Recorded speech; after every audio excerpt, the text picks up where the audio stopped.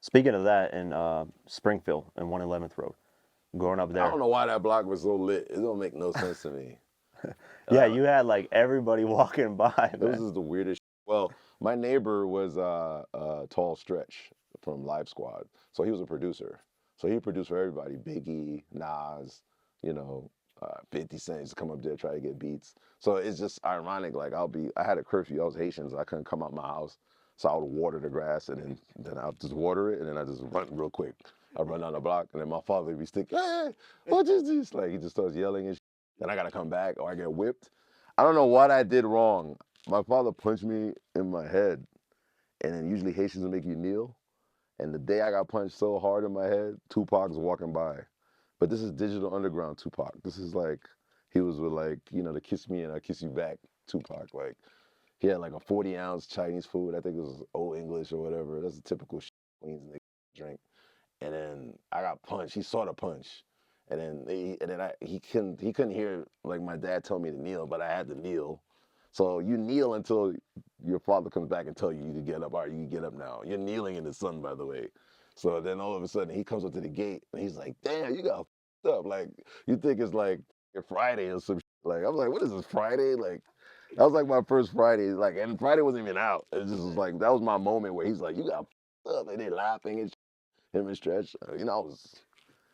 I hated my dad for like years because of this. And then I never met Biggie. I never saw him in the flesh.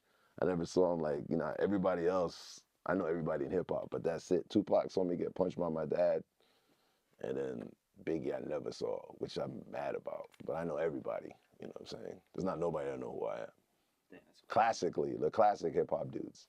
Did you like in that moment kind of realize what was going on, or did you like just be like, oh, it's just a bunch of people walking around doing their thing?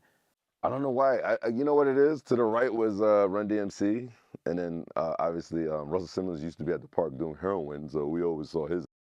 So this is like before he got investors, if you know what I mean, like street people to fund Def Jam. I don't know. Yeah, whatever. But yeah, he used to do heroin like at the chess table, cause that's like, oh, if you want to find him, just go to the chess table. You know those cement chess boards, whatever. They be two old motherfuckers talking about nothing. He was there doing heroin, and then L Cool J was on Linden, which is like 3 blocks away, Ford and Q-Tip. And it was just, I don't know why 111th Road, everybody got beats from Tall Stretch, and E Money Bags was my neighbor.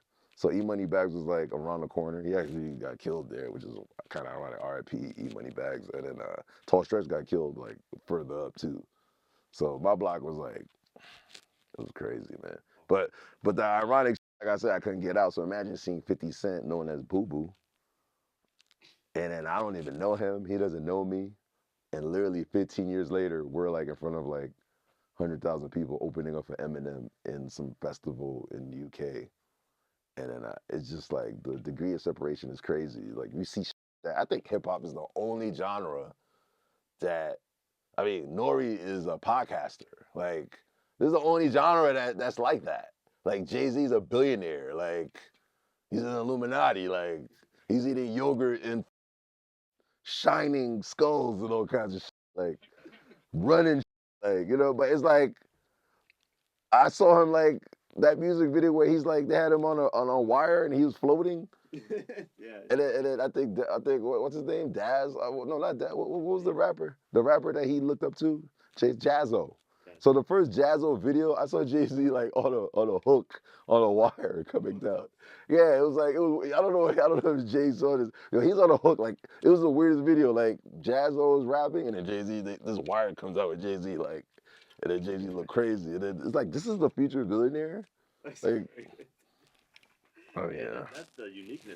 If you want to see this full interview without having to wait, you can join our YouTube memberships program for just $8 a month. You get the full interview, behind the scenes footage, and no ads. If you want more, you can join our Patreon at patreon.com/diverse mentality. And for $10 a month, you can not only get these full interviews immediately, but also get uncut and ad-free documentaries as well. The link is in the description for both.